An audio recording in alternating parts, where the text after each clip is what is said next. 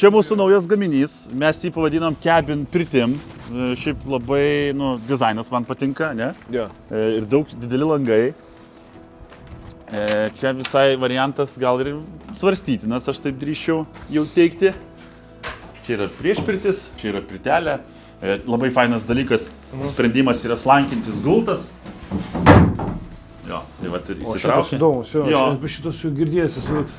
Kaip pats pirtyse buvęs, tai dažniausiai būna laipteliai tie padaryti ir vietą užima ir būna nepatogu, vis tiek ten niekas prakšinėse. Kartais gal vaikai, bet kartais, bet tas slankintis dalykas labai man įdomu. Sergejus kalba kaip jau profesionalus pirtininkas, labai teisingai pasakyta pastaba, nes tie apatiniai, tai jie tik tai yra užlipimo ant gulto ir jie trukdo. O jeigu tu nori žmogų atlikti dar kažkokios procedūros, trinimą druską, vanojimas, tai tada gali prisiglausti prie gulto ir savo patogiai su valtelėm dirsi.